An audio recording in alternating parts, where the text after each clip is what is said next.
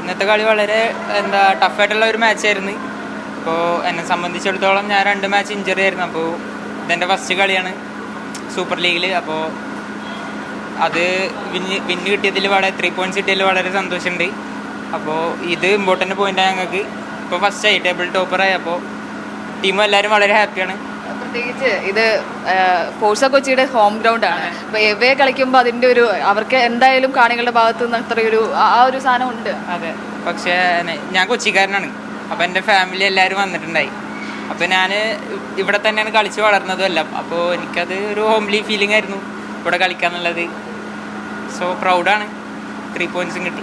ഈ കളിയെക്കുറിച്ച് പറയുമ്പം സബ്സ്റ്റിറ്റ്യൂഷനാണ് കളിയുടെ ഒരു ഗതി തിരിച്ചതെന്ന് വേണമെങ്കിൽ പറയാം. ആദ്യ പകുതിയേക്കാളും കുറച്ചുകൂടെ മികച്ചതായിട്ട് ഇപ്പോൾ ഗോള് വന്നതൊക്കെ സെക്കൻഡ് ഹാഫിലാണ്. അപ്പം പ്രത്യേകിച്ചും സബ്സ്റ്റിറ്റ്യൂഷനായിട്ട് ഇറങ്ങിയ നിങ്ങളാണ് കളിയുടെ ഗതി തിരിച്ചത്. എങ്ങനെയാണ് അത് കോച്ചിൻ്റെ ഡിസിഷനായിരുന്നു. കോച്ച് കറക്റ്റ് ടൈമിൽ പ്ലേയേഴ്സിനെ ഇറക്കി. അത് ഞങ്ങൾക്കതൊരു ബൂസ്റ്റപ്പാണ്.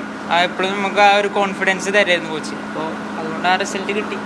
കോച്ചിൻ്റെ ഒരു ടാക്ടിക്കും കൂടിയാണത്. എസ്പെഷ്യലി പ്രതീക്ഷിച്ചിരുന്നു ഇപ്രാവശ്യം ഇറങ്ങുന്ന പ്രതീക്ഷ സബ്സ്റ്റിറ്റ്യൂഷനിൽ ഇഞ്ചറി ആയതുകൊണ്ടൊരു കൺഫ്യൂഷൻ ഉണ്ടായിരുന്നു ഇത്ര നാൾ. അപ്പോൾ കോച്ച് കോൺഫിഡൻസ് ഒന്നും ഇറക്കി, അതുപോലെ റിസൾട്ടും കിട്ടി.